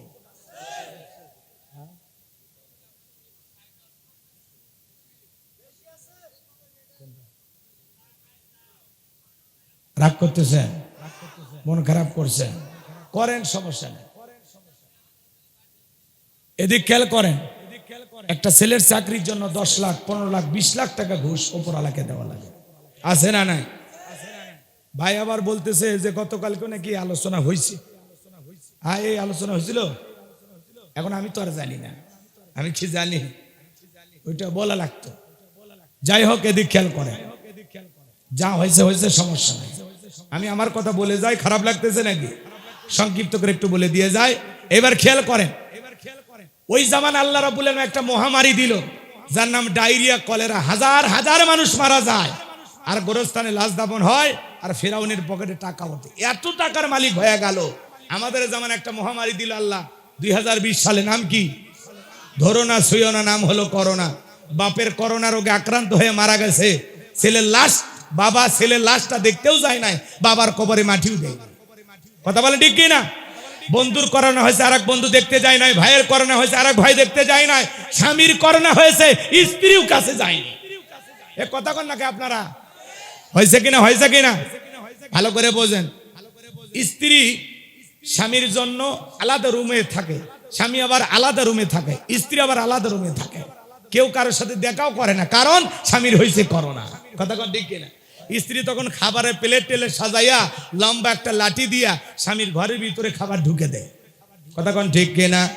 এরপরে স্বামী যখন সুস্থ হয়েছে ডেকে বলে, জ্যোৎস্নার বাপ, আমি যে তোমারে কত ভালোবাসি তুমি তো জানো না, আমি তোমারে কত মহাব্বত করি তুমি তো জানো না। ও স্বামী, যখন তুমি অসুস্থ হয়েছিলে তাহাজ্জুদ পড়ে আল্লাহর কাছে দোয়া করে বলেছিলাম, আল্লাহ আমার স্বামীর হায়াত তুমি বাড়ায়া দাও। আল্লাহ তোমারে সুস্থ করেছে, আমি খুশি হয়ে গেছি। স্বামী তখন মনে মনে বলে, বউ রে, কতটা ভালো আমারে বাসিস আমার জানা আছে। আমি যখন অসুস্থ হয়েছিলাম তোর চেহারা দেখার জন্য ছটপট করেছিলাম, পরিশেষে মোবাইলে তোর ছবিটা দেখেছি আর অঝরে কান্না করেছি। একবার জানালায় যাওয়া দেখা করিস নাই, আমারে তুই কতটা ভালোবাসিস আমার জানা হয়ে গেছে। আমি যখন করোনা রোগী ছিলাম তখন তুই আমারে বাঁশ দিয়া খাওয়াইছিস। কথা কন ঠিক কি না? এই জন্য করোনা মহামারী বুঝে দিল, দুনিয়াতে কেউ কারো না। বাজান গো, লম্বা হবে, লম্বা করবো না, সংক্ষিপ্ত করে একটু বলে দিয়ে যায়। এইবার গোরস্থানের দারোয়ান এত টাকার মালিক হয়ে গেল, টাকা রাখার জায়গা নাই। বাদশার দরবারে এসে ডেকে বলে, বাদশাহ আপনার কাছে আমি আরজি করি, এলাকায় যারা খাজনা দিতে পারে না, যারা গরিব দুঃখী মানুষ আছে খাজনা পরিশোধ করতে পারে না, আপনি একটু অনুমতি দেন, আমি একটু তাদের খাজনা পরিশোধ করে দেব। বাদশা ডেকে বলে, বাবা এত ভালো উদ্যোগ, তোমার মতো ছেলে ঘরে ঘরে জন্মগ্রহণ করা দরকার। বাদশা বলে ঠিক আছে যাও, রাজি হয়ে গেলাম। ঢোল পিটায় খবর পৌঁছানো গেল, গুরুস্থানের দারোয়ান তোমাদের খাজনা পরিশোধ করে দেবে। হাজার হাজার মানুষ লাইন দিয়েছে, গুরুস্থানের দারোয়ান তো করে খাজনা করে পরিশোধ করে দিয়েছে। জনগণ যায় আর বলে, রে রাজ্যের বাদশা যদি এই ব্যক্তি না হয়া গুরুস্থানের ছেলেটা হইতো, না জানি আমাদের কপাল খুলে যেত। নির্বাচনের আগে একটু জনসেবামূলক কাজ করা দরকার আছে না নাই? আমার এলাকায় এক নেতা কাঁচা রাস্তায় ইট পাড়তেছে, মানুষজন যায় বলে, বাবা তুমি তো এখনো নেতা হও না, ইট পাড়তেছো, ব্যাপার ডাকি? বলে আপাতত ইট পাড়ে দিয়ে গেলাম, আপনারা বৃষ্টি হইলে ছেলে মেয়ে আপনাদের স্কুলে যাইতে পারে না, আপনারা হাটে বাজারে যাইতে পারেন না, মাঝে মাঝে আপনাদের দুঃখের কথা মনে হলে রাতে আমার ঘুম আসে না, আপাতত ইট পাড়িয়ে দিয়ে গেলাম। আর ভবিষ্যতে আমার মার্কায় সিল মেরে যদি একবার নেতা বানায় দিতে পারেন, আমার 1 নাম্বার টার্গেট কাঁচা রাস্তা পাকা করে দেব। এই কথা বলে যখন জনগণ বিশ্বাস করে নেতার মার্কায় সিল মেরে নেতাকে নির্বাচনে পাস করে, নেতা তখন এলাকায় থাকে না, ঢাকা শহরে বান্ধবী নিয়ে ঘুমায়। কথা কর না কে? মার্কা থাকে যে কয়দিন, নেতার আনা গোনা সে কয়দিন। নির্বাচনের আগে মাথায় টুপি, মুখে দাড়ি, গায়ে লম্বা পাঞ্জাবি, দেখে মানে আসমান থেকে জিবরাইলের খালু নাজিল হয়েছে। আর আমরা কম খারাপ না, 1.5 টাকার বিড়ি আর 3 টাকার চা খায় কি স্লোগান? বল্টু ভাইয়ের চরিত্র ফুলের মতো পবিত্র, নামাজ পড়ে 1 ওয়াক্ত, গাঁজা খায় 5 ওয়াক্ত, ঘুম চুরিতে পাকা ভক্ত, শয়তানের 1 নাম্বার ভক্ত, হুজুরদের জন্য খুবই শক্ত, চুষে খাই গরিবের রক্ত। পোস্টারে লেখা থাকে গরিবের বন্ধু, ভোট দিয়ে দেখেন গরিবের কয় নাম্বার শত্রু। একটা বয়স্ক ভাতার কাট নিতে গেলেও 2, 4, 5 হাজার টাকা খায়। আছে আপনাদের এলাকায় নাই? ও ভারতের কথা বলতেছি, ভালো করে বোঝেন। এ বাজান গো আমার, এজন্য মানুষ চিনা বড় দায়, সমাজে লেখে রাখে, একবার জনসেবা করার সুযোগ দেন। জন করার সেবা না, ওটা বলে যে একবার আমাকে বড় লোক হওয়ার সুযোগ দেন, এটা লেখা লাগবে। কথা কন নাকি আপনারা? নির্বাচনের আগে নেতার একটা মোটর সাইকেল কেনার টাকা নাই, সেই নেতা নির্বাচনে পাস করার পর 5 বছর পরে দেশে বাড়ি বিদেশে বাড়ি, টাকা কি জিব্রাইল দিয়ে যায়? হ্যাঁ, রাগ করতেছেন, করেন, সমস্যা নেই, মন খারাপ জান কইরেন না। আর আমরা কম খারাপ না, 500 টাকা 1000 টাকার বিনিময়ে নির্বাচনের আগে রাত্রিতে ভোটটা বিক্রি করে দেয়। আছে না নাই? নির্বাচনের আগে রাত্রে নেতার কাছে হাত পেতে 500 টাকা 1000 টাকায় নিজেকে বিক্রি করে দেন। এক পাগল তেঁতুল গাছের নিচে হাত তুলে বলে, আল্লাহ রাজশাহীর ফজলি আম দে, রংপুরের হাড়ি ভাঙ্গা দে, লম্বা লম্বা আমরুপালি দে। আল্লাহ তখন ডেকে বলে, পাগল রে চোখটা খুলে দেখ কোন গাছের নিচে দোয়া ধরেছিস। তেঁতুল গাছের নিচে হাত তুলে যেমন আম চাইলে পাওয়া যাবে না, নির্বাচনের আগে নেতার কাছে হাত পেতে ঘুষের টাকা নিয়া নেতাকে নির্বাচিত করে আপনি যখন বলবেন, আল্লাহ এদেশের নেতাদেরকে উমরের মতো বানায় দাও, আল্লাহ তখন ডেকে বলে, এই জনগণ, উমরের দেশে থাকার মতো জনগণ হতে পেরেছিস? আপনি হাত পেতে ঘুষও নেবেন, আবার ওই হাত দিয়ে দোয়া করবেন, আল্লাহ নেতাকে আদর্শবান বানায় দাও। কথা কন না কেন? আপনাকে আগে 1 নাম্বার হওয়া লাগবে, তাহলে নেতাও 1 নাম্বার হবে। জনগণ ঠিক, দেশ ঠিক। কথা বলেন, গাছের গোড়া ঠিক, মাথা ঠিক। যেদিন আপনি আমি সৎ হতে পারবো, সেদিন আপনার আমার ভাগ্যে সৎ নেতাও জুটবে। ঠিক আছে তো ইনশাল্লাহ? যেদিন আপনি আমি এদিক খেয়াল করেন, এই জমিনে ইসলাম কায়েম করতে হলে আপনাকে আমাকে আগে 1 নাম্বার হওয়া লাগবে। যতদিন পর্যন্ত আমি ভালো, আপনি ভালো হবেন না, আমি ভালো হব না, ততদিন পর্যন্ত এদেশে ইসলাম কায়েম করা যাবে। হাফ কেজি জিলাপির কাছে বিক্রি হয়ে যায় এদেশের মুসলমান। দুঃখজনক বিষয়। কথা বোঝেন না? বুঝলেন, সমস্যা নাই। এইবার বাজান গো আমার, নির্বাচন শুরু হয়ে গেল। আগে তো জনগণের মন কাইরা নিছে, ওই দেশের জনগণ 1 চান্সে ভোট দিয়া ওই কাবুজ নামের ফেরাউনকে মন্ত্রী বানায় দিল। এইবার ওই দেশের বার্ধক্যজনিত কারণে বাদশা মারা গেল। ফেরাউন সমস্ত লোকজনকে ডেকে বলে, শোনো, বাদশা মারা গেছে, বাদশাহীর সিংহাসনটা ফাঁকা, তোমরাই বলো মিশরের বাদশা হবে কে? সমস্ত জনগণ ডেকে বলে, আপনার সাথে ভালো মানুষ আর কেউ হতে পারে না, আপনি আমাদের বাদশা হয়ে যান, আমাদের কোনো আপত্তি নাই। এইবার জনগণের সমর্থন পাইয়া, নেতাদের সমর্থন পাইয়া ওই কাবুজ নামের ফিরাউন হয়ে গেল মিশরের বাদশা। সিংহাসনে বসার পর ডেকে বলে, হামান রে, আমি গোলাম আজ থেকে মিশরের বাদশা, তুই হবি আমার মন্ত্রী। হামানের মাথায় কোনো চুল ছিল না, সাদেমাল নাই বাম পাল্লট, পুরো মাথা ছিল ভারতের দমদম এয়ারপোর্ট। ভালো করে বোঝেন, টাকলা টাকলা টাকু টাকু, কথা বোঝেন নাই মনে হয়। এই টাকু মানুষ যদি ভালো করে বোঝে, মন মুসলিম হয়, ইসলামের বিরুদ্ধে যদি ষড়যন্ত্র করতে চায়, ওরা কিন্তু খুব কঠিন হয়। এই যে নেতানিয়াহু নাম শোনেননি? ইসরায়েলি ইহুদি জালেমদের যিনি নেতৃত্ব দেন, নেতানিয়াহু, এর মাথায় কিন্তু কোনো চুল নাই। এগুলো বর্তমান যুগের হামান, কথা বলে ঠিক কি না? রাগ করতেছেন?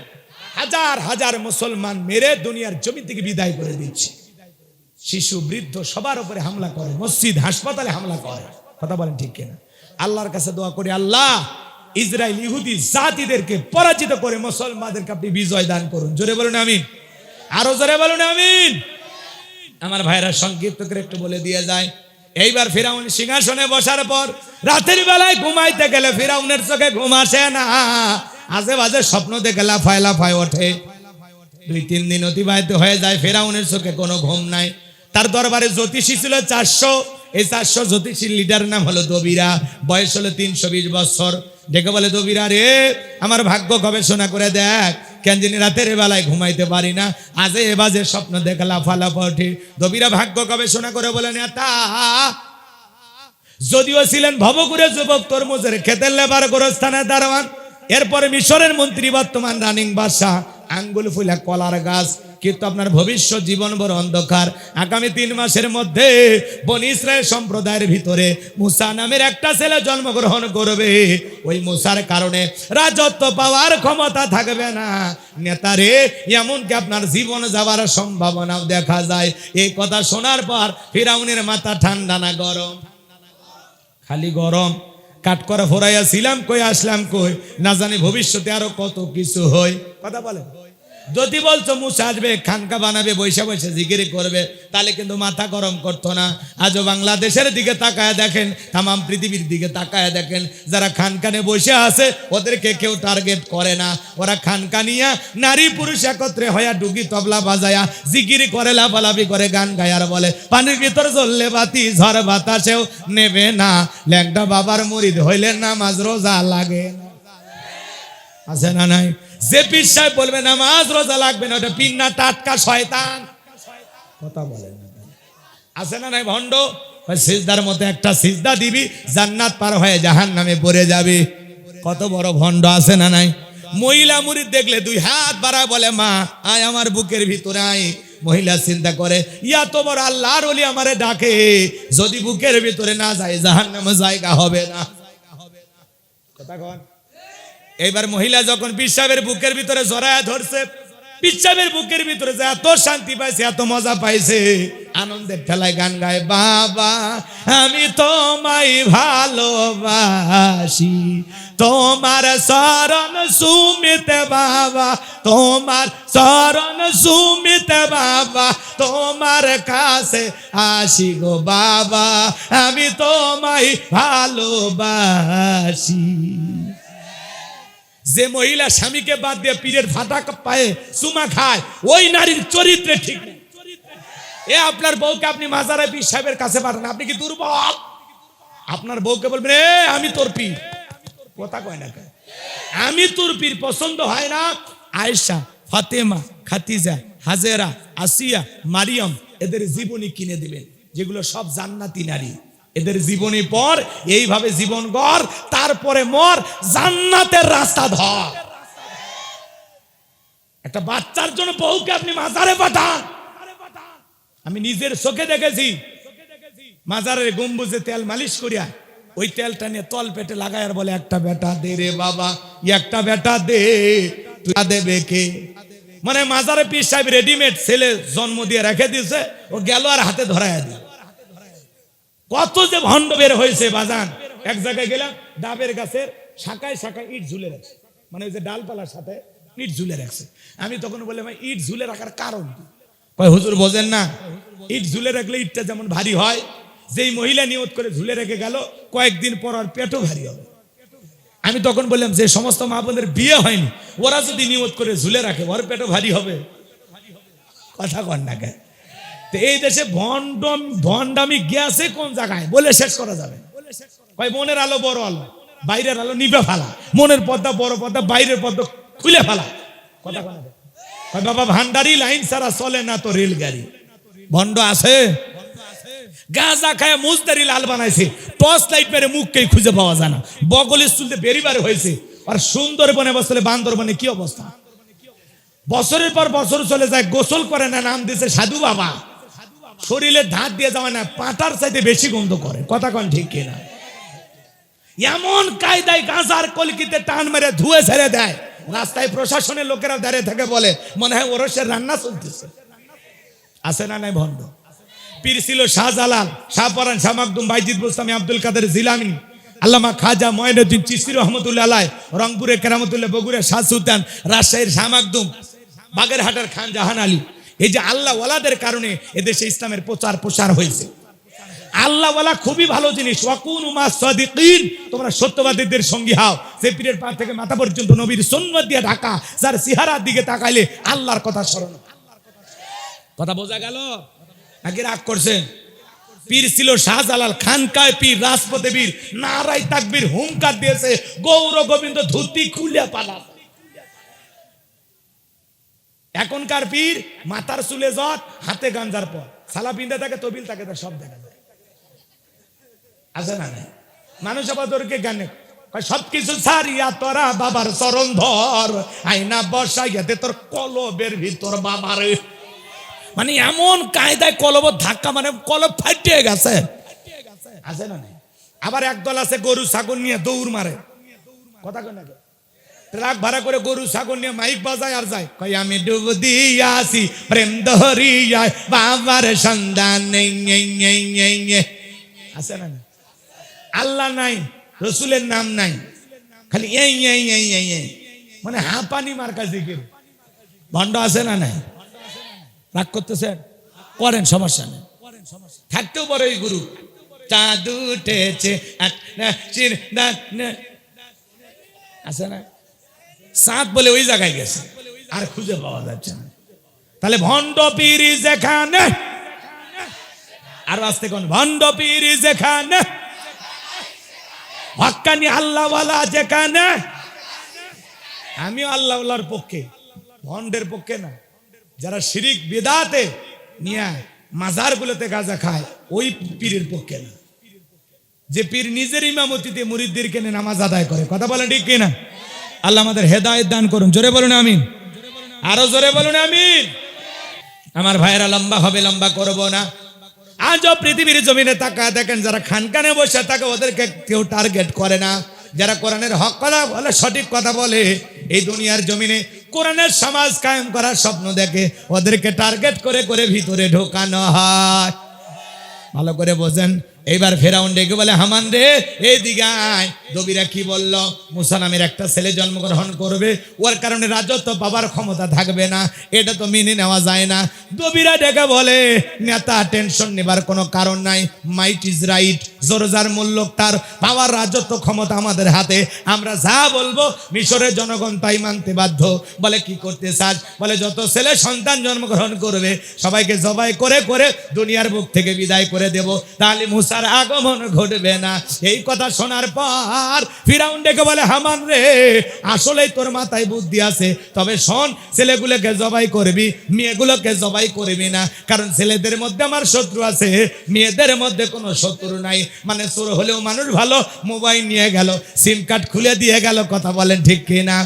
এইবার ছেলে সন্তান হইলে ধরে আর জবাই করে, ধরে আর জবাই করে। মুসা মাত্র কয়জন, আর এরা জবাই করে হাজার হাজার। এজন্য জালেমদের কাছে অপরাধ করে একজন, আর জালেমেরা সেই অপরাধের শাস্তি হাজার জনের উপরে চাপায়া দেয়। কথা বলেন ঠিক কিনা? এবার সন্তান জবাই করতে করতে 3 মাস পার হয়ে গেল। দবিরা কেটে বলে, দবিরা এইবার ভাগ্য গবেষণা করে দেখ। এইবার দবিরা গবেষণা করে বলে, নেতা যদি বনি ইসরাইল যদিও বনি ইসরাইল মায়ের বুক খালি কইরা হাজার হাজার সন্তানকে জবাই করে দুনিয়ার জমিন থেকে বিদায় করে দিয়েছেন, কিন্তু আপনার পথের কাটা মূসা এখনো মরে নাই, মায়ের কোলে জীবিত আছে, সুস্থ আছে, কিন্তু কোন বাড়িতে আছে এই খবর আমাদের জানা নাই। বলেন আল্লাহু আকবার। ওয়া মাকারু ওয়া মাকারাল্লাহ ওয়াল্লাহু খায়রুল মাকিরিন।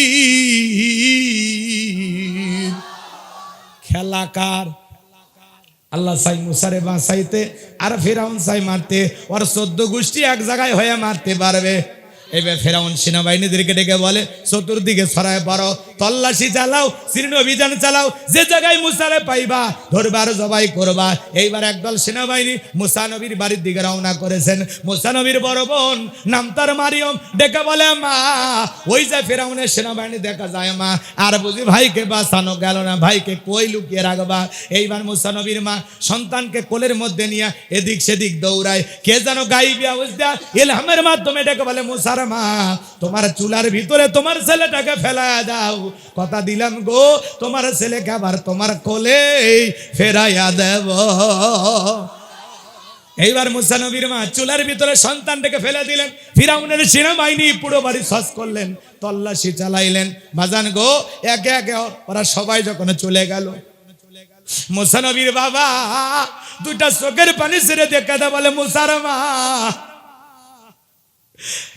আমার সন্তানটাকে চুলার ভিতরে ফেলে দিলি, আমার মনটাইকা বলে আমার মুসা মানে আগুনে পুড়ে কয়লা হয়ে গেছে। ওরা যদি ছেলেটাকে জবাই করত, ছেলে লাশটা বুকে জড়ায় নিয়ে কান্না করতে পারতাম। এই কথা বলে মুসা নবীর বাবা কান্দে, স্বামীর চোখে পানি দেখে মুসা নবীর মা কান্দে। মুসা নবীর মা বাবার অন্তরে দয়া মায়া আছে, তোমার আমার মা বাবার অন্তরে দয়া মায়া নাই। যুবক রে, মা বাবার খেদমত করার দরকার আছে না নাই? আল্লাহ বলেন, ওয়াকাদা রাব্বুকা আল্লা তা'বুদু ইল্লা ইয়্যাহু ওয়া বিল ওয়ালিদাইনি ইহসানা। আমার আল্লাহ রাব্বুল আলামিন ডেকে বলেন, আমার ইবাদত করো, আমার ইবাদতের সাথে কাউকে শরীক করো না।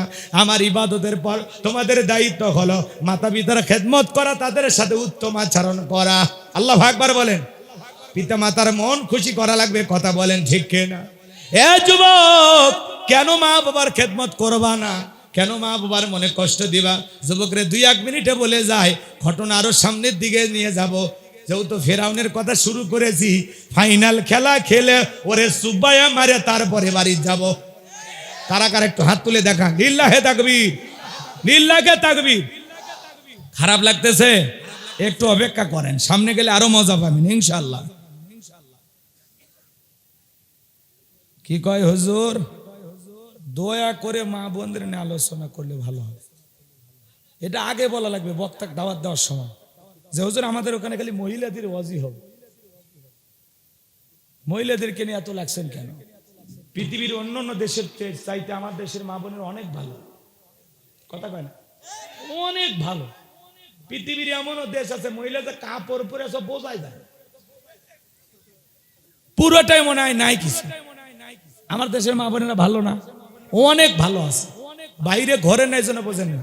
আমরা দেশের বাইরে 2-1টা দেশে গেছি, বুঝতে পারি।